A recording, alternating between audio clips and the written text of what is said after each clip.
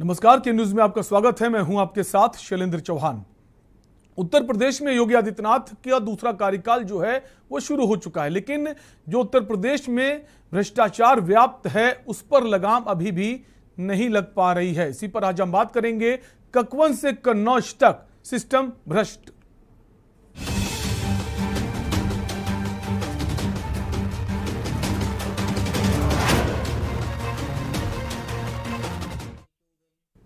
उत्तर प्रदेश योगी सरकार full action mode में है, लेकिन दबंग और जिम्मेदार अधिकारी सुधरने को तैयार नहीं हैं। उत्तर प्रदेश के 2 जिलों से आए 2 तस्वीरें जो हैं भ्रष्ट सिस्टम की पोल खोल रही हैं। पहली तस्वीर कन्नौज से है, जहां भूमाफियाओं से परेशान परिवार भूख हड़ताल पर बैठा है। दबंगों से परेशान बेटी के साथ मां बाप कलेक्ट्रेट में भूख हड़ताल पर बैठने को मजबूर हो गए हैं। हद तो तब है जब एसडीएम के आदेश के बाद भी दबंग अवैध कब्जा छोड़ने को तैयार नहीं है। परेशान पीड़ित परिवार ने न्याय न मिलने पर आत्मदाह की धमकी दी।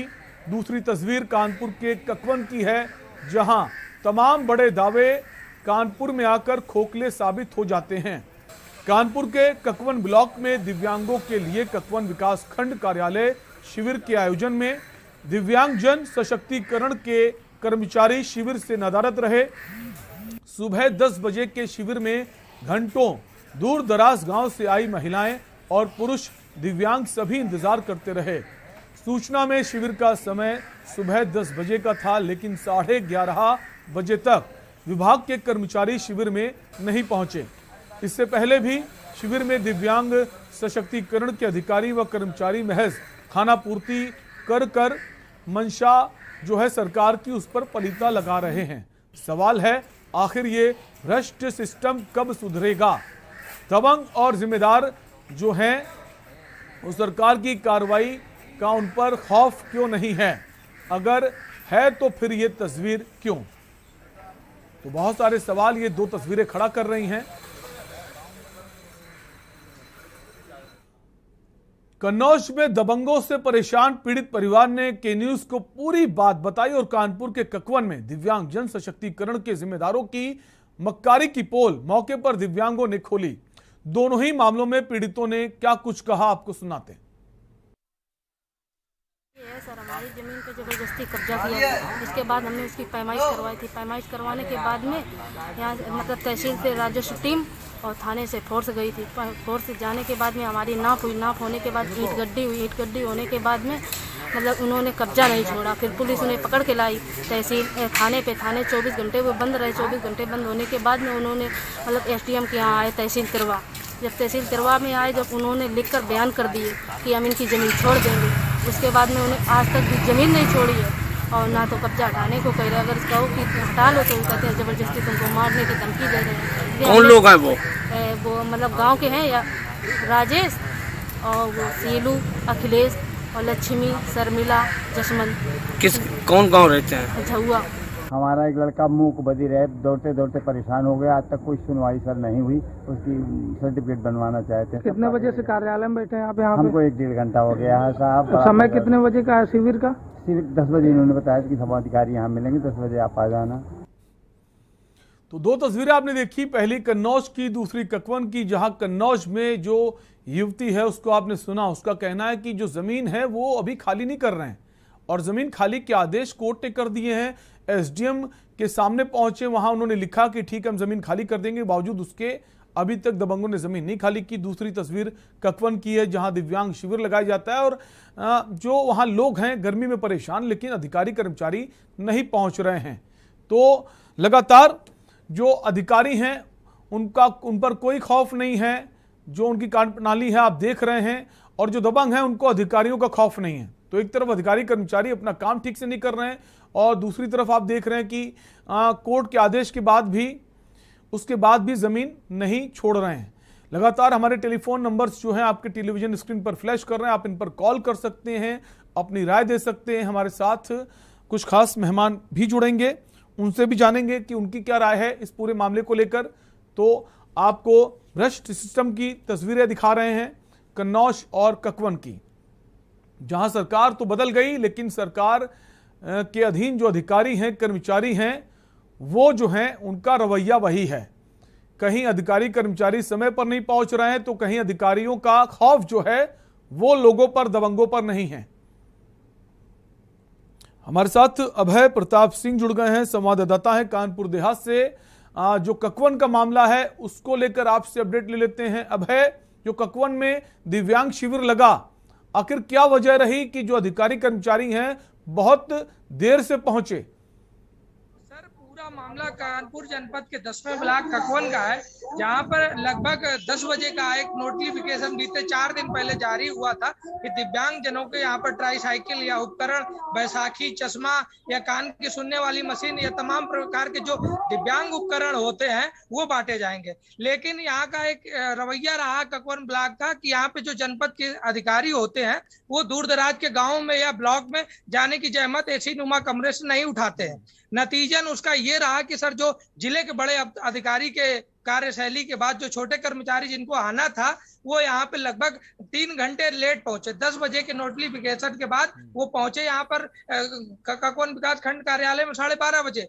दूर दराज के 20-25 किलोमीटर दूर गांव के लोग आए और वो वापस लौटने पर मजबूर हो गए। दिव्यांग थे, जिनके जो बैसाखी से थे, कमर के बल चल रहे हैं, जिनके पूरे पैर भी नहीं हैं, और इन अधिकारियों को ये सब नहीं दिख रहा। एक और पूरा प्रदेश सरकार के जो सरकारी अमला है, आईएएस पूरी लॉबी है, या स्वयं मुख्यमंत्री योगी जी कई बार इस प्रकार की बात कह चुके हैं कि हमको जनमानस में किसी प्रकार की समस्या नहीं चाहिए। लेकिन यह कानपुर के अधिकारी किसी बातों को नहीं मानते और सारे आदेश निर्देश दरकिनार किए हुए। ये है मामला पूरा। अब है कितनी देर बाद पहुंचे थे जो कर्मचारी जिनको वहां पहुंचना था?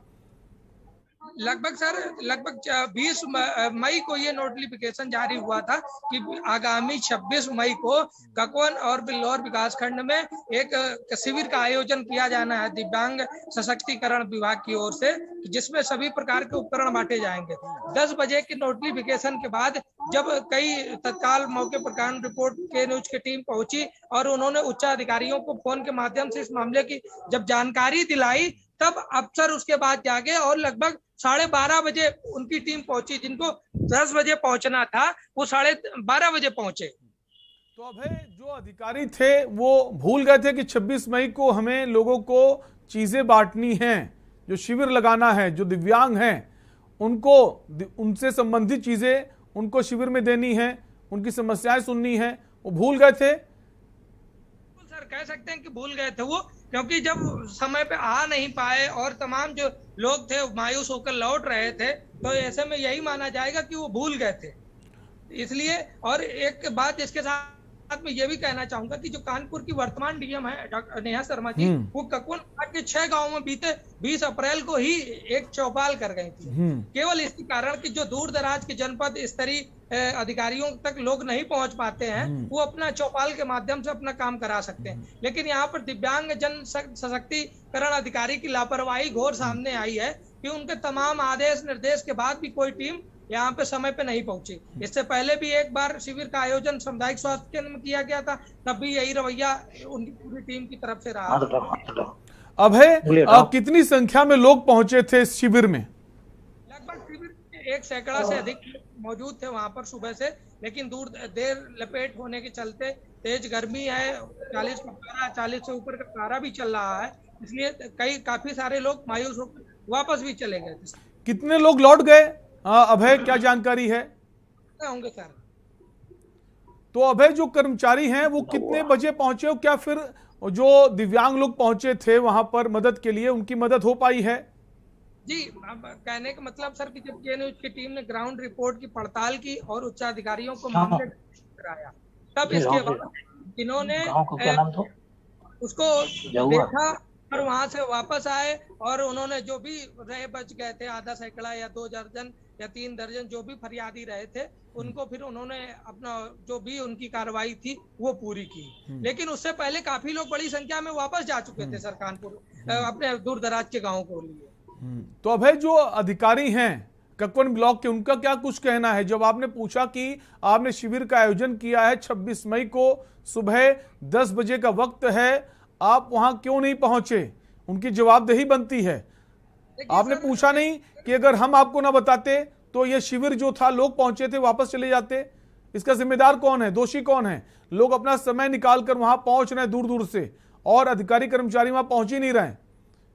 जाहिर सी बात है सर कि कहीं ना कहीं घोर लापरवाही है। लेकिन एक बात यहाँ भी स्पष्ट कर दूं कि जो ब्लॉक के अन्य विभाग के कर्मचारी हैं सब अपना अपना अलग रास्ता अपनाते हैं। वो कहते हैं कि वो उनके विभाग का मसला, वो कहते हैं उनके विभाग का मसला। क्योंकि ये जिला समाज कल्याण विभाग का मसला था तो इसलिए कोई भी विकास विभाग से संबंधित किसी भी अधिकारी ने इस बारे में कोई भी जानकारी देना मुनासिब नहीं समझा। लेकिन जब ये बात मामला कानपुर सीडीओ डॉक्टर महेंद्र कुमार को जब बताया गया तो उन्होंने अचंभित करते हुए कहा ऐसा सूचना के बाद भी अगर वहां पे नहीं पहुंचे तो ये घोर लापरवाही मानी जाएगी। क्या कोई कार्रवाई की बात कही गई कि जो वहां नहीं पहुंचे हैं, जब के न्यूज ने खुद फोन किया, उनको सूचना दी कि बहुत सारे लोग इंतजार कर रहे हैं, तब वो पहुंचे हैं, तो जिम्मेदारों पर कोई कार्रवाई की बात सामने आ रही है? ये बात उन्होंने बताई कि उनकी ओर से जो गाड़ी चली थी कानपुर से, वो गाड़ी बीच रास्ते में खराब हो गई थी। वही रटा रटाया पुराना बयान कि वो नया बहाना बनाने लगते हैं कि उनकी गाड़ी खराब हो गई या अन्य समस्या आ गई, ये तमाम दुनिया का। बिल्कुल, उन्होंने कि उनकी गाड़ी टीम की खराब। जब सवाल किया गया तो कर्मचारी बचते नजर आए हैं। अभय, आप बने रहिए, आपके पास लौटेंगे। हमारे साथ कन्नौज से जुड़ गए हैं अभय कटियार, हमारे संवाददाता हैं। और कन्नौज में जो मामला सामने आया है, जहां पर दबंगों ने जमीन कब्जा कर ली थी और जब कोर्ट से आदेश आ गए जमीन खाली कराने की बात सामने आई तो वो जमीन खाली नहीं कर रहे हैं और जिसको लेकर पूरा परिवार अब धरने पर बैठा हुआ है। संवाददाता जो अब हैं उनके पास हम जाएंगे, उससे पहले जो पीड़िता है हमारे साथ वो जुड़ गई हैं। कन्नौज के मामले को लेकर जो पीड़िता है रीता देवी हमारे साथ जुड़ गई हैं फोन लाइन पर। रीता जी, क्या है पूरा मामला, हम चाहेंगे आप दर्शकों को समझाएं। जी, हमारी दबंगों ने जबरदस्ती अवैध रूप से कब्जा कर लिया है। जी, मैंने उसकी पैमाइश करवाई। पैमाइश करवाने के बाद में इस मतलब तिरवा एसडीएम के समक्ष जो वो विपक्ष पार्टी पकड़ के गई, यहाँ से थाने की पुलिस ले गई तो उन्होंने एसडीएम के समक्ष में बयान किए। तो उन्होंने कहा, लिख के दिया, बयान किए कि हम आपकी जमीन छोड़ देंगे। उन्होंने मतलब जब लिख के दिया, बयान किए, अगर नहीं छोड़ते हैं तो हमें जेल भेज दिया जाए। लेकिन आज तक रीता जी आपको रोकेंगे, एक जो ककौन का मामला है उससे जुड़ी हुई खबर हमारे पास है, उसको लेकर जो डॉक्टर वीरेंद्र सिंह हैं, सीडीओ हैं, वो जुड़ गए हमारे साथ। डॉक्टर वीरेंद्र, आपसे ही सवाल है, ककौन में शिविर का आयोजन किया गया था आज दिव्यांगजनों के लिए और दोपहर तक लोग ही नहीं पहुंचे। जब हमारे संवाददाता ने विभाग में फोन किया तब जाकर लोग वहां से निकले हैं। क्या तो जो वहां के अधिकारी हैं जिम्मेदार, वो भूल गए थे कि कोई शिविर भी है? नहीं, ऐसी बात नहीं। मेरा नाम डॉक्टर महेंद्र कुमार है। माफ कीजिए, डॉक्टर महेंद्र कुमार जी। तो उसमें ऐसी जानकारी प्राप्त हुई थी तो उसमें हमने दिव्यांगजन अधिकारी को बताया और बाद में बात हुई तो पता चला कि वो गए हैं मौके पे, दिखाए गए। लेकिन जो जानकारी में मिल पाई है कुमार जी कि काफी संख्या में लोग इंतजार करते रहे तपती धूप में, गर्मी में, तो क्या जो दोषी हैं, जो कर्मचारी जिनकी जिम्मेदारी बनती थी, उन पर कोई कार्रवाई होगी? तो जो डॉक्टर महेंद्र कुमार हैं, जो सीडीओ हैं, उनका संपर्क जो है हमसे टूट गया है। उनका ये तो कहना है, हाँ हमने फिर उनको बोला था, वो वहां पहुंचे थे, लेकिन जब सवाल किया कि आखिर ऐसा क्यों हुआ, क्यों वो भूल गए, क्यों वहां पर कर्मचारी अधिकारी नहीं पहुंचे, तो उसका जवाब वो नहीं दिया। उन्होंने फोन काट दिया। खैर, हमारे साथ पीड़िता रीता देवी जुड़ी हुई हैं कन्नौज वाले मामले को लेकर। रीता देवी, आप ही के पास आएंगे। हम चाहेंगे आप एक बार फिर से अपनी बात को बताएं, जो ये कब्जा है इसे क्यों दबंग खाली नहीं कर रहे हैं? जैसा आप बता रहे, पैमाइश आपने करवा दी थी। रीता जी। जी जी जी, इसकी हमने 2 जनवरी को पैमाइश करवा दी थी। राजस्व टीम और थाने से फोर्स आ गई थी तो हमने इसकी पैमाइश करवा दी। पैमाइश के बाद में इन लोगों ने मतलब कब्जा नहीं छोड़ा तो मतलब थाने से फोर्स इनको उठा के ले गई, थाने में बंद रखा। थाने के बंद रखने के बाद में एसडीएम के यहाँ ले गए, मतलब तहसील तिरवा में। जब तहसील तिरवा ले गए तो इन्होंने अधिकारी के सामने कहा, एसडीएम मतलब साहब के सामने बोले कि हम साहब हमें छोड़ दिया जाए, हम इनका कब्जा छोड़ देंगे। लेकिन उन्होंने आज तक कोई कब्जे नहीं छोड़ा। फिर इसके बाद में हमने एप्लीकेशन मतलब डीएम कार्यालय दिया, एसपी के यहाँ दिया, एसडीएम के यहाँ दिया, थाने पे दिया। इसके बाद में मैंने जनता दरबार पे दिया। जब जनता दरबार से वहां से लोकेशन आई तो उन्होंने मतलब यहाँ तहसीलदार ने तहसील से झूठी आख्या लगा करके वहाँ भेज दी। वहां से हमारे पास जब कॉल आई कि मैडम आपका निस्तारण हो गया। वहाँ से मतलब हमारे पास ये आख्या लग के आई है कि दोनों पक्ष से संतुष्ट हैं। हमने कि ऐसा सर कुछ नहीं है, हमारे यहाँ ना तो कोई कर्मचारी आया, ना तो कोई अधिकारी आया, ना तो ही किसी मतलब पुलिस के आई है, ना तो यहाँ कोई निस्तारण करवाने आया है। अभी ज्यों का त्यों मामला है और वो लोग कहते हैं जाओ कहीं भी चली जाओ, अगर नहीं हम जगह नहीं छोड़ेंगे लेकिन तुम्हारा सर काट लेंगे। तो ये जो पूरा घटनाक्रम है कि जो आख्या अपनी तरफ से भेज दी गई, दोनों लोग संतुष्ट हैं इसको लेकर, और जो अब आप बता रहे हैं कि वो अभी भी कह रहे हैं हम जमीन खाली नहीं करेंगे, तो ये सारी बातें आपने वापस जो वहाँ एसडीएम हैं, जो पुलिस अधीक्षक हैं, उनको जाकर बताई? जी जी, ये मैंने उनको भी बताई, पुलिस अधीक्षक को भी बताई, एसडीएम साहब को भी बताई, लेकिन उन्होंने मेरा एक बार हम तहसीलदार के सामने अभी गए थे 19 तारीख को। 19 तारीख को जब हम अपना एप्लीकेशन लेके गए तो साहब को दिया मैंने, एसडीएम साहब भी वहाँ पे बैठी थी, तो उन्होंने कहा कि ठीक है देख लेंगे।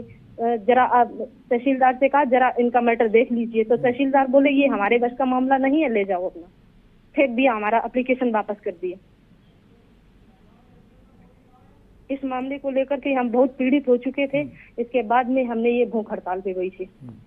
तो कितना वक्त रीता जी आपको हो गया भूख हड़ताल पर बैठे हुए? हो गए हैं 7-8 घंटे हो गए। 7-8 घंटे हो गए हैं, उसके बाद भी कोई अधिकारी जिम्मेदार जो है वहां पर इस घटना का संज्ञान नहीं ले रहे हैं। रीता जी, जब पुलिस ने उन लोगों को गिरफ्तार किया था, जैसा कि आप बता रही हैं कि जब आपने कहा कि जमीन कब्जा हुई है तो संबंधित थाने में पहुंचे थे, उसके बाद थाने से उन्हें छोड़ दिया जाता है, जबकि ये बात सामने आती पैमाइश के बाद कि वहां पर कब्जा था, तो क्या उस वक्त आपने इस बात का विरोध नहीं किया कि इन्होंने कब्जा किया है तो गलती तो की है ना, तो कार्रवाई तो बनती थी? तो क्या आप नहीं चाहती थी उस वक्त कार्रवाई उन पर हो, या पुलिस ने ही छोड़ दिया उनको? नहीं नहीं, पुलिस ने मतलब एसडीएम साहब के सामने मतलब फोन किया एसडीएम साहब के पास कि सर इनको जब ये कब्जा छोड़े तब इनको छोड़ना, तो उन्होंने मतलब विपक्षियों ने ये कह दिया कि सर हम इनकी जमीन खाली कर देंगे। ठीक है रीता, बने रहिए, कॉलर हमारे साथ जुड़ गए हैं हरियाणा से, राज जुड़ गए हैं, दर्शक है हमारे। राज, अपनी बात कहिए। हाँ जी राज, आपकी आवाज आ रही है, आप अपनी बात कह सकते हैं।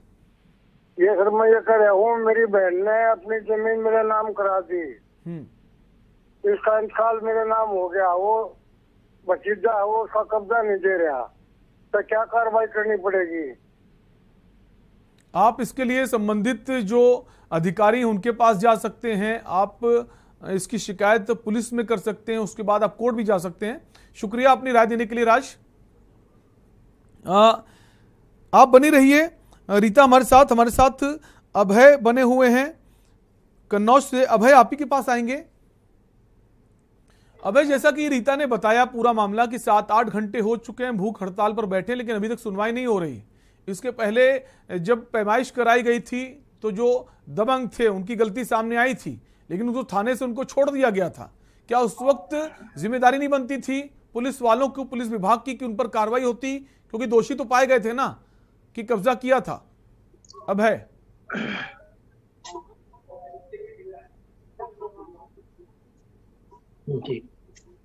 जी आपको बता दें कि ये जो पीड़िता है रीता जी, इन्होंने 2019 में अपने ही गांव के किसी दो अन्य लोगों से उस जमीन को खरीदा था, और उस जमीन को लेकर ये इनके जमीन का दाखिल खारिज हो गया और इनके नाम आ गई।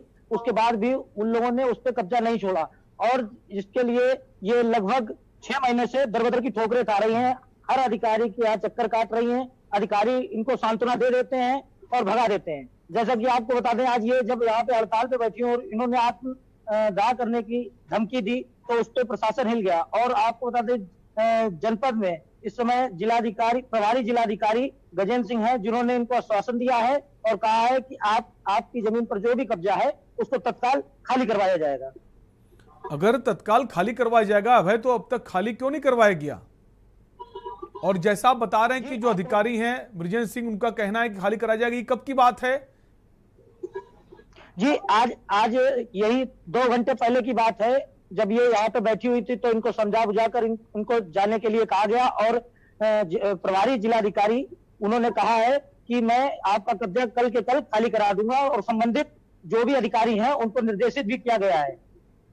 अभय, जो दबंग है जो जमीन खाली नहीं कर रहे हैं, उनका क्या कुछ कहना है? वो आखिर जमीन खाली क्यों नहीं कर रहे हैं? जैसा कि पीड़िता भी बता रही कि जब एसडीएम तक मामला पहुंचा तो वहां उन्होंने कह दिया ठीक है हम जमीन खाली कर देंगे, उसके बाद भी नहीं खाली की। उनका क्या कुछ कहना है? आपको बता दें ये जो दबंग है ये समाजवादी पार्टी से जुड़े हुए लोग हैं और इनका यही काम है। ये आए दिन गरीबों को और परेशान करते हैं, उनकी जमीनों पे कब्जा करते हैं। जब प्रशासन का डंडा चलता है तब ये जमीन खाली करते हैं, मगर अभी तक उन पे कोई सख्त कार्रवाई नहीं की गई, जिस वजह से ये दबंग अपने इरादों में कामयाब रहे। अभय, जो दबंग हैं इनकी पृष्ठभूमि क्या है, इनके नाम क्या है, क्या कारोबार है, या फिर इनका यही काम है कि जहां खाली जमीन पाई कब्जा कर लें? ये समाजवादी पार्टी में राजनीति करते हैं, छोटे मोटे नेता हैं और बड़े नेताओं का इनके ऊपर हाथ है, इसलिए ये इस तरीके की दबंगई कर रहे हैं।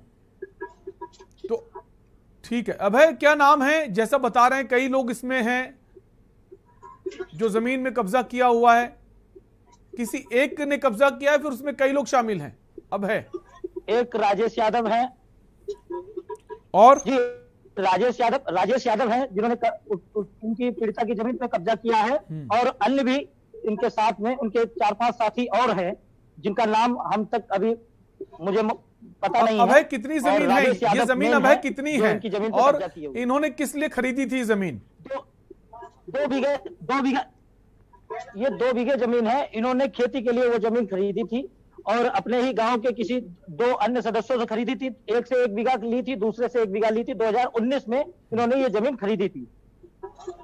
ठीक है, हमारे साथ रीता बनी हुई है। रीता, आप ही के पास आएंगे।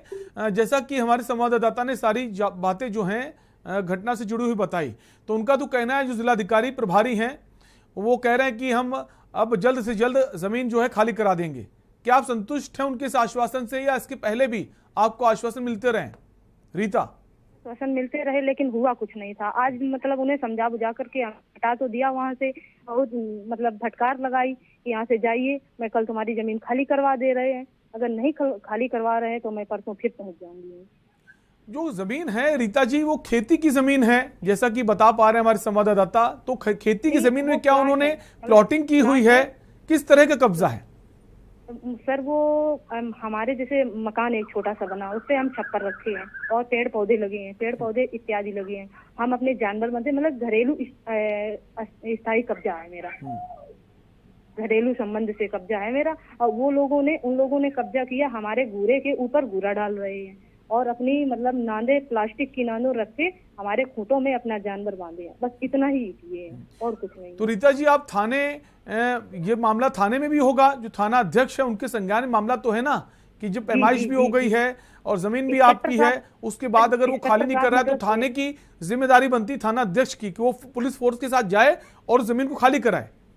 जी, इंस्पेक्टर साहब एक बार आए थे तो कब्जा हटवा गए, एक बार तो हटवा दिया। मतलब उसी रात्रि में उन्होंने रातों रात फिर कब्जा कर लिया। कम से कम 7-8 लोग हैं, दबंग लोग। अच्छा, एक बार खाली हुआ है फिर कब्जा कर लिया है? एक बार इंस्पेक्टर साहब खाली करा चुके हैं, आपका कहने का मतलब ये है? जी, आपके पास लौटेंगे। एक कॉलर जुड़ गए हैं हमारे साथ, अवध, लखनऊ से। अवध, अपनी राय दीजिए। भाई साहब, हेलो जी अवध, आपकी आवाज आ रही है, अपनी बात आप कह सकते हैं। कौन से गांव की बात है तिरवा में? हेलो अवध, ये कन्नौज की बात है और हमारे साथ रीता देवी बनी हुई हैं। रीता जी, हमारे दर्शक जानना चाह रहे हैं ये कौन से गांव का वाकया है कन्नौज में? कन्नौज, तहसील तिरवा, थाना ठठिया, ग्राम झौआ, पोस्ट उमरन। ठीक है, ठीक। शुक्रिया अपनी राय देने के लिए। रीता जी, आप ही के पास हम आएंगे। जैसा कि आपने बताया कि इंस्पेक्टर पहले पहुंचे थे और जमीन को खाली करा दिया था जहां जहां कब्जा था दबंग का, उसके बाद फिर से उसने कब्जा ले लिया। चलिए, उसी रात्रि में ले लिया था, शाम को इंस्पेक्टर साहब आए थे। इसकी शिकायत रीता आपने क्या दोबारा थाना अध्यक्ष के पास जाकर दी कि आपने कब्जा खाली करा दिया और रात ही रात फिर से कब्जा उन्होंने वापस वहां कर लिया है? जी, मैंने कहा तो वो बोले कि हमारे बस का मामला नहीं है, आप वहां चली जाओ। तो कुल मिलाकर आप कहने का मतलब इंस्पेक्टर ने हाथ खड़े कर लिए कि हमारे बस का मामला नहीं है। तो ये पुलिस का चेहरा है। आपके पास रीता लौटेंगे। एक दर्शक और जुड़ गए हमारे साथ, संभल से राजकुमार। राजकुमार जी, अपनी राय दीजिए।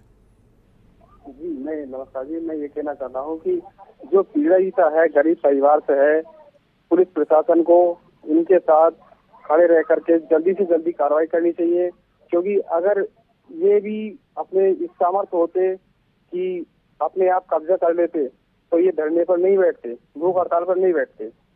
बिल्कुल। और पुलिस प्रशासन को जल्द से जल्द चाहे बिल्डोजर ले आकर के, लेकिन पुलिस प्रशासन ने हाथ खड़े कर दिए हैं राजकुमार जी, जैसा कि हमारी पीड़िता बता रही हैं। एक और कॉलर जुड़ गए हैं रामशंकर कन्नौज से। रामशंकर जी अपनी राय दीजिए। भाई ये जो प्रोग्राम देख रही है, पीड़ित परिवार है, कमजोर है, ये दबंग लोग कर रहे हैं, तो पुलिस प्रशासन को कार्रवाई करना चाहिए। यहाँ के शासन जो है बहुत ढीला है इसके मतलब। या तो शासन का आत्मबल नहीं, भूमाफियों के खिलाफ कार्रवाई कर देगा क्या? और इन पीड़ित परिवार को, यहाँ के सांसद को, यहाँ के मंत्री उन्हें बताना चाहिए। बिल्कुल, और हमारी कोशिश है कि के न्यूज के माध्यम से इस पीड़िता को इंसाफ मिले, और इसीलिए हम इस खबर को भी चला रहे हैं। पीड़िता को भी हमने जोड़ा हुआ है, हमारे संवाददाता भी उसी क्षेत्र से मौजूद हैं, ताकि के न्यूज एक माध्यम बने, जनता की आवाज का हुक्मरानों तक आवाज पहुंचे, जो एसडीएम हैं, डीएम हैं, एसपी हैं, ताकि इनकी समस्या का जल्द से जल्द निदान हो। इसी कोशिश में के न्यूज है और पीड़िता लगातार बनी हुई हमारे साथ। वापस से रीता जी के पास ही आएंगे। रीता जी, जैसा आपने कहा कि इंस्पेक्टर ने हाथ खड़े कर दिए हैं कि अब उनसे नहीं हो पाएगा, तो ये ऐसा क्यों है? क्या इंस्पेक्टर जो हैं उन दबंगों से डर गए हैं, या फिर कभी कभी ये भी होता है कुछ ले दे के मामला शांत हो जाता है कि वहां से कुछ पैसा पहुंच गया तो उसने कहा ठीक है हम अब कोई कार्रवाई नहीं करेंगे? दबंगों से डर गए थे। वो महिलाएं हैं उनके घर में दबंग, उनके जो घर में सदस्य हैं वो दबंगों से डर गए थे। रात वो उनको भी धमकी दे रहे थे। तो आपका कहने का मतलब है उत्तर प्रदेश की पुलिस, कन्नौज की पुलिस उन दबंगों से डर गई? जी। वजह जान सकते हैं रीता जी कि ये बहुत ऐसा क्या है जो दबंग हैं कि पुलिस उनसे डर रही है? इसके पहले भी इस तरह की कुछ घटनाएं कर चुके हैं। क्या अपराधी प्रवृत्ति के लोग हैं ये लोग जिनसे पुलिस डर रही है रीता जी? जी, वो शराफी है। ठीक है रीता जी, आप बने रहिए। एक और कॉलर जुड़ गए हैं बलवीर पंजाब से। बलवीर जी अपनी राय दीजिए। हाँ, फिरोजपुर से रहने वाले हैं, पर रहते हम बदायूं में, हमारी खेती है सर, बदायूं जिले में।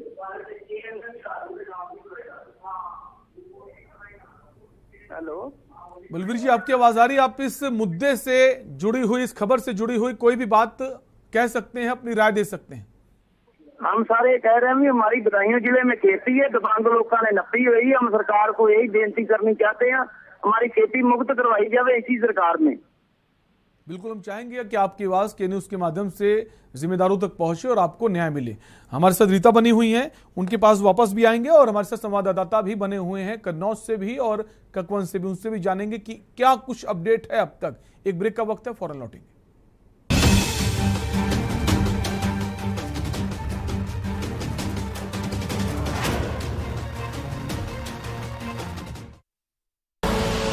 आप देख रहे हैं के न्यूज, खबरों का सारथी। देखें कौन नया खिलाड़ी आया है, समझा देते हैं, प्यार से समझाएंगे, धीरे धीरे से, वो भी अपनी सुबह में।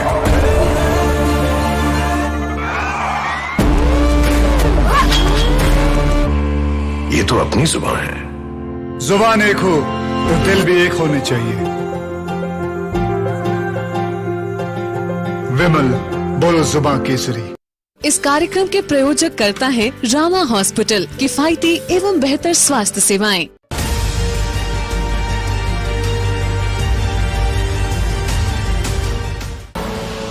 आप देख रहे हैं के न्यूज, खबरों का सारथी।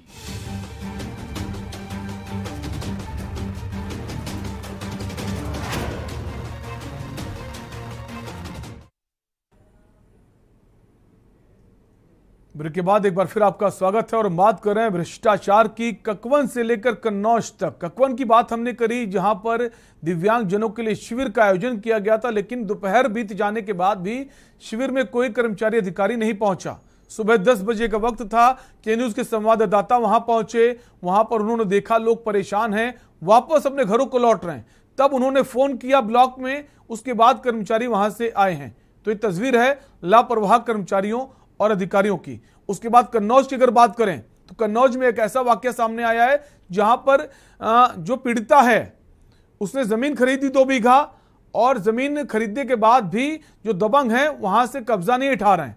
इसके पहले भी लगातार वो चक्कर लगाती रही है, थाने में गई और जो दबंग है वो थाने भी पहुंचे, गिरफ्तार भी हुए, लेकिन उनको छोड़ दिया गया। उन्होंने कहा ठीक है हम जमीन खाली कर देंगे, लेकिन जमीन खाली नहीं हुई। इसी पर हम बात कर रहे हैं। हमारे साथ कन्नौज और ककवन से संवाददाता बने हुए हैं, रीता बनी हुई जो पीड़िता हैं। फिलहाल एक कॉलर हमारे साथ जुड़ गए हैं, दुर्गेश सिंह चौहान है कन्नौज से। दुर्गेश जी अपनी राय दीजिए।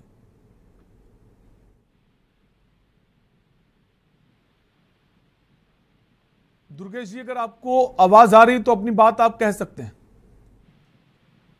शायद दुर्गेश जी तक आवाज नहीं पहुंच रही है। फरीद जुड़ गए हमारे साथ, एक कॉलर है। फरीद अपनी बात कही। अरे हम बता तो रहे हैं, सईद बोल रहे हैं हम। माफ कीजिए सईद। सईद आप अपनी बात कह सकते हैं। सर मेरी राय यह है कि के न्यूज के माध्यम से मैं ये कहना चाहता हूँ कि लोक भवन माननीय मुख्यमंत्री के कार्यालय से इस बच्ची का निस्तारण होना संभव लग रहा है, अन्यथा नहीं है। बहुत माहौल खराब है। मैं लखनऊ में 45 साल हो गया हालात देखते हुए। माननीय मुख्यमंत्री जी के संज्ञान कार्यालय के संज्ञान में आ जाए तो इस बच्ची का लाभ हो जाएगा। कन्नौज का जो मसला चल रहा। शुक्रिया आपकी राय देने के लिए। तो रीता हमारे साथ बनी हुई है। रीता आप ही के पास आएंगे। जैसा कि हमारे कॉलर बोल रहे हैं कि अगर आपको न्याय नहीं मिल रहा है, आप भूख हड़ताल पर बैठ चुकी हैं। हालांकि के न्यूज की कोशिश है और के न्यूज पहले भी ऐसी कोशिशें करता रहा है। ये जो जिनको अधिकार नहीं मिल पाता है उनके हक का, उनके लिए आवाज उठाता रहा, उनको न्याय मिला है। तो हम चाहते हैं, हमें उम्मीद है कि आपको न्याय के न्यूज के मंच से मिलेगा, अवश्य मिलेगा।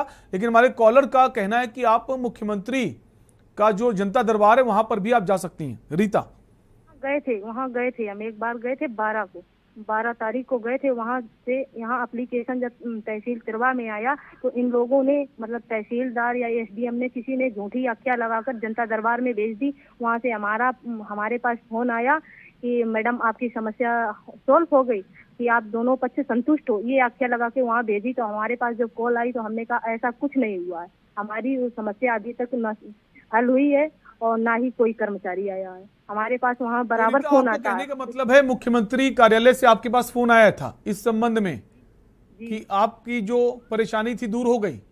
हाँ। और जो थाना, संबंधित थाना, यहाँ से बोल दिया गया कि हाँ दोनों लोग संतुष्ट हैं। नहीं, थाने से नहीं, मतलब तहसील से बोल दिया गया कि वहाँ दोनों पक्ष संतुष्ट हैं। थाने से नहीं, तहसील से। तहसील से बोला गया दोनों पक्ष संतुष्ट हैं। यहाँ तो फिर तहसील के जो अधिकारी हैं इनकी जवाबदेही भी बनती है कि किसी का कोई जो पक्ष परेशान है उसकी समस्या दूर नहीं हुई है और आप झूठी आख्या भेज दे रहे हैं कि वहां सब कुछ ठीक है। तो हम जनता दरबार में इसकी बाबत इस संबंध में आप वापस तहसील गई कि आपने ऐसा कैसे किया, मुझे तो जमीन ही नहीं मिली है और आप वहां पर बोल रहे हैं कि सब कुछ ठीक है। इसको लेकर आप तहसील गई? खड़े कर दिए थे जी। तब तहसीलदार को एप्लीकेशन दिया, तहसीलदार ने हाथ खड़े कर दिए थे। क्या कुछ कहा तहसीलदार ने, हम जानना चाहेंगे ताकि जो दर्शक हैं वो देख पाए। जी, वो कहा ये काफी पुराना मैटर है, हम ठीक है देख लेंगे इसको, अब ले जाइए आप वहाँ जाइए, वहाँ बाहर निकलो, कहीं बाहर निकलो, ये कहा हमसे। ठीक, हम सर चले आए वहाँ से। रीता आपको नहीं लगता कि थाना तहसील बचने की कोशिश कर रहे हैं इस पूरे मामले से? जो दबंग पक्ष है उनके खिलाफ कार्रवाई करने से बच रहे हैं। आपके पास कागज भी हैं। जी, अब ये सर तो हम नहीं जान सकते। बनी रही है। एक कॉलर और जुड़ गए, गजेंद्र सिंह नोएडा से। गजेंद्र जी अपनी राय दीजिए।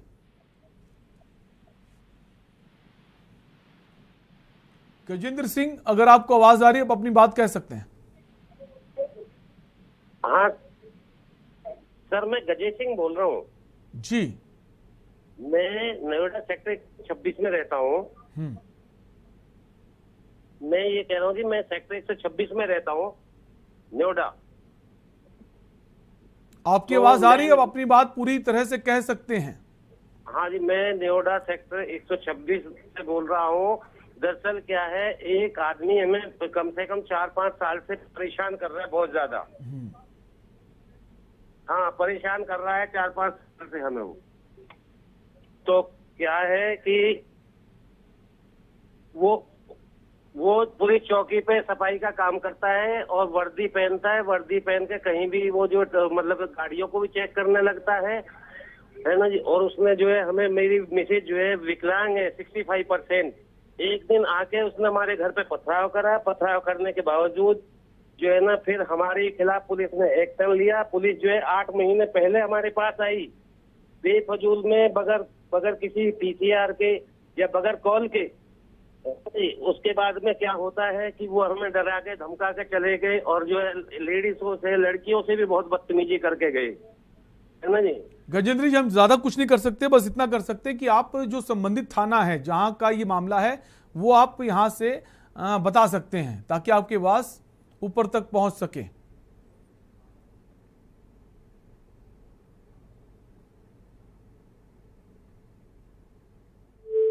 शायद गजेंद्र का संपर्क टूट गया है। वापस रीता देवी आप ही के पास आएंगे।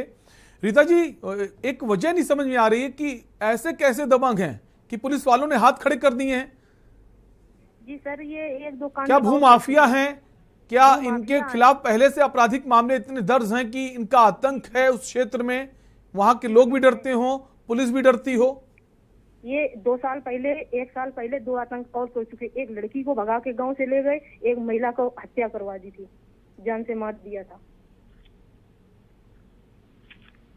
ठीक है, हमारे साथ अभय बने हुए हैं। अभय हमारे साथ कानपुर देहात से बने हुए। अभय का भी रुख कर लेते हैं। अभय, जो आपका ये मामला है ककवन का, जहां देखा काफी इंतजार करते रहे तमाम सारे लोग, लेकिन वो कर्मचारी नहीं पहुंचते हैं। शिविर जो था दिव्यांगजनों का वो देर से शुरू हुआ और जब के न्यूज ने पहल की तब शुरू हुआ। इसकी बाबत हमने अभी जो सीडीओ हैं डॉक्टर महेंद्र कुमार, उनसे संपर्क भी किया तो पूरा जवाब नहीं दे सके, फोन काट दिया। अब क्या माने अभय की कार्रवाई होगी? जो जिम्मेदार कर्मचारी हैं जो ठंडे बस्ते में मामला डाल देते, शिविर का आयोजन कर देते, शिविर में ही नहीं पहुंचते हैं, भाड़ में जाए जनता। सैकड़ों लोग वहां पहुंच रहे हैं, घर वापस जा रहे हैं, कोई मतलब नहीं। अभय, बिल्कुल बिल्कुल सर, कहीं ना कहीं जब पूरा मामला कानपुर के जो प्रमुख अफसर हैं या जो बड़े एडमिनिस्ट्रेटर के रूप में देखे जाते हैं, कानपुर में डीएम नंबर 1 की पोजीशन में देखी जाती है और सीडीओ कानपुर को नंबर 2 की पोजीशन में देखा जाता है। अब इस सबके दोनों अधिकारियों के संज्ञान में जाने के बाद क्या कार्रवाई होती है ये भी देखना बड़ा दिलचस्प होगा। एक और जो पूरी सरकार, जो पूरा सरकार, बिल्कुल एक तरफ सरकार बड़े बड़े दावे कर रही है। अभय बने रहिए। एक कॉलर जुड़ गए हैं, जगदीश कानपुर से। जगदीश, अपनी बात कहिए। हेलो जी जगदीश जी, आपकी आवाज आ रही है, अपनी बात कह सकते हैं। हाँ, हेलो हेलो जगदीश जी, हम चाहेंगे आप अपने टेलीविजन का वॉल्यूम कम कर लें ताकि आपकी आवाज हम तक ठीक से पहुंच पाए और आप हमें सुन पाए। मैं 12 दौलतपुर से एक तालाब मछली पालन के लिए पट्टा लिया था और उस हाँ सर जी, मछली पालन का पट्टा लिया था मैंने भाई के नाम से। 513 नंबर पुराना नया 374 खा है। उसमें जिनके पास जमीन है और पैतृक खेती भी है, उन्होंने मछली मकान बनवा लिए और इसके बाद हराही जो मरे जानवरों को डालने का काम होता है तालाब के ही रकबे में, उसी गाता संख्या 374 खा जो मछली पालन के लिए है। आज तक न तो जो है हराही का काम हो रहा है, वहीं पर जो है वाल्मीकि परिवार जो है वहां पर कच्चे और पक्के मकान बनवा के रह रहा है। 2 चमार हैं, उनके पास खेती भी है और मकान भी है, लेकिन कई शिकायतें करने के बाद प्रमुख सचिव से लगा के कमिश्नर तक का कोई कार्रवाई नहीं। हम कोशिश करेंगे कि आपकी आवाज अधिकारियों तक पहुंचे, शायद इस पर सरकार ध्यान दे और इस पर उचित कार्रवाई हो। शुक्रिया आपकी राय देने के लिए। वापस रीता के पास ही आएंगे। रीता, जैसा कि अब हमारे संवाददाता तो अभय जो हैं कन्नौज से बने हुए हैं, उनका कहना है कि जो प्रभारी जिलाधिकारी हैं उनकी तरफ से कहा गया है कि बहुत जल्द से जल्द अब इसका जो कब्जा है वो हट जाएगा। क्या लगता है, उम्मीद है? और के न्यूज भी लगातार आपकी ही चर्चा इस वक्त कर रहा है, तमाम सारे दर्शक हमारे इस वक्त देख रहे हैं, अधिकारी भी देख रहे होंगे, कर्मचारी भी देख रहे होंगे। आपको अब लग रहा है कि आपको कब्जा मिल जाएगा? 6-7 महीने पहले से जब कब्जा किया, 6-7 महीने से आश्वासन ऐसे देते रहे, लेकिन कब्जा आज तक मेरा मुक्त नहीं हुआ है। दबंगों ने कब्जा नहीं छोड़ा है आज तक। तो आपको नहीं लगता आप वापस उस थाने में जाइए? जिस इंस्पेक्टर ने कहा था कि अब हम खाली नहीं करा पाएंगे, उसके पास जाइए, वजह तो पूछिए, आखिर आप क्यों ऐसा कह रहे हैं? आपकी जिम्मेदारी बनती है, कागज हमारे पास जमीन के हैं जी, और ये भी साबित हो गया जमीन आपकी है, तो फिर पुलिस डर क्यों रही कब्जा खाली कराने से? अगर पुलिस के पास फोर्स की कमी है तो दूसरे थानों से फोर्स मंगा सकती है, अगर पुलिस को ऐसा लगता है कि वहां जाएंगे तो पुलिस टीम पर हमला ना हो जाए, क्योंकि हम ऐसी घटनाएं भी देखते हैं कि पुलिस टीम कहीं पहुंचती है, उस पर आजकल हमला हो जाता है। जी जी, यही मामला है यहाँ का भी। तो यहाँ आपको ऐसा लगता है कि पुलिस इसलिए डर रही है कि वहां अगर पहुंचेंगे तो लोग इकट्ठा हो जाएंगे दबंग के पक्ष में? जी। तो आपको ऐसा लगता है वो जो गांव है दबंगों की वहां ज्यादा चलती है, लोग उसके पक्ष में बात करते हैं, लोग उससे डरते हैं, ये वजह है? सर ऐसे ही ये जमीन कम से कम 162 हेक्टेयर जमीन कब्जा की है, मानो कि 175 बीघा ऐसी जमीन पे कब्जा की है ये भूमाफिया। मतलब कुल मिलाकर सिर्फ आपकी ही जमीन नहीं है, ऐसी और भी जमीनें उस क्षेत्र में हैं जहां पर इन दबंगों का कब्जा है? सरकार की जमीन कब्जा की है जी जी, वो सरकार की जमीन पे कब्जा, जो ग्राम समाज की जमीन होती है सरकार की, उसको कब्जा किया हुआ है, उसको भी कब्जा किया है। ठीक है, शुक्रिया आपने तमाम सारी बातें कही और हमारी कोशिश है कि आपकी आवाज जो है अधिकारियों तक पहुंचे और इस पर तुरंत कार्रवाई हो और आपको आपका कब्जा जो सरकार पुलिस वाले हैं, जो अधिकारी, वो दिलाएं। शुक्रिया रीता जी। वापस अभय का रुख कर लेते हैं। अभय हमारे साथ कन्नौज से बने हुए हैं, अभय कटियार, और अभय प्रताप सिंह बने हुए हैं कानपुर देहात से। तो अभय प्रताप के पास ही आएंगे पहले। अभय प्रताप, जो दिव्यांग शिविर है आयोजित किया गया था आज, तो आज तो बहुत सारे लोग लौट गए, तो क्या अब कोई नई तारीख का ऐलान हुआ है कि एक और दिन दिया जाएगा ताकि जो बाकी लोग छूट गए हैं उनकी समस्याओं को सुना जाए और उनको जो चीजें बांटनी होती सरकार की तरफ से उनको उसका फायदा पहुंचे? अब है बिल्कुल, कहीं ना कहीं सर ग्रामीण क्षेत्र में जो सरकारी शिविरों की जो जानकारियां होती हैं वैसे भी बहुत कम मात्रा में पहुंच पाती हैं। ऐसे में जो छूट गए हैं, जो पात्र धारक है या दिव्यांग है या तरह तरह के जो लोग परेशान होकर वापस लौट गए हैं, तो उनके लिए जिला प्रशासन को दूसरी तारीख का भी निर्धारण करना चाहिए कि कम से कम जो लोग छूट गए उनको शासन की जो सुविधाएं उनको मुहैया किया जा सके। तो इसको लेकर किसी अधिकारी ने कोई बात कही है भाई कि वापस जो है कर्मचारियों को भेजा जाएगा वहां पर? नहीं, अभी इस पूरे प्रकरण में ऐसा किसी भी अधिकारी का कोई बयान नहीं आया है जो आगे किसी भी तारीख में शिविर का दोबारा आयोजन करा सके। फिलहाल अभी तो तमाम जो सफाई तरह तरह के विभाग के लोग हैं वो अपनी अपनी सफाई प्रदान कर रहे हैं कि ये बहाना बता रहे हैं कि ये गाड़ी लेट हो गई, ये समस्या आ गई, तमाम इन प्रकार की चीजों को बता रहे हैं। ठीक है, अभय बने रहिए। कॉलर जुड़ गए हमारे साथ बदायूं से बलदेव जी, अपनी राय दीजिए। जिला जी मतलब अधिकारी नीचे से पैसा लेके तेल के बाद में काम करवाते नहीं, जमीन पूरी नाप के नहीं आते, सरकार ऊपर पेट पा रही भी, हम हमारा कोई अधिकारी पैसा नहीं लेता। मेरे सोशल मीडिया वाला जावे, मैं 4-5 अधिकारी चले हम कैमरे से पकड़वा दूंगा। शुक्रिया बलदेव आपकी राय देने के लिए।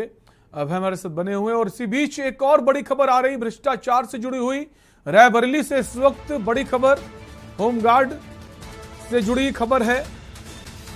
तालियों से घूस का पैसा लेने का वीडियो कैमरे में कैद। होमगार्ड नागेंद्र सिंह सिंगर की वसूली का वीडियो वायरल।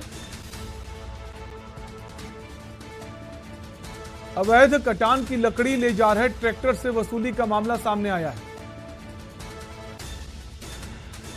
हरचंदपुर थाने में तैनात है होमगार्ड नागेंद्र सिंह।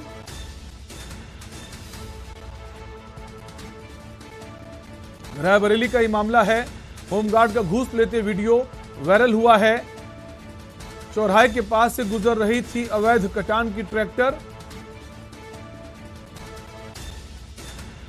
घूस का पैसा लेने का वीडियो कैमरे में कैद हो गया है।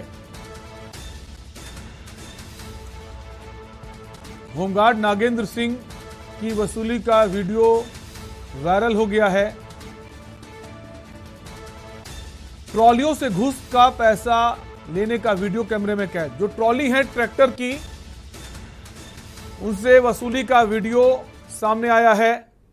ये तस्वीरें आप देख सकते हैं। ट्रैक्टर ट्रॉली जो है वो अवैध कटान कर ड्राइवर ले जा रहा है। होमगार्ड वहां पहुंचता है और उससे पैसे मांगता है। उसके बाद वो पैसा देते हुए नजर आ रहा है। साफ आप देख सकते हैं तस्वीरों में होमगार्ड की वसूली का ये वीडियो है। नागेंद्र सिंह होमगार्ड का नाम है। रायबरेली का ये घटनाक्रम है। तो खाकी की शर्मसार करने वाली तस्वीर, जहां होमगार्ड वसूली करता हुआ दिखाई दे रहा है। रायबरेली का ये मामला है। होमगार्ड का नाम नागेंद्र सिंह है और ट्रैक्टर ट्रॉली जो अवैध कटान कर लौट रही है उससे ये पैसे ले रहा है।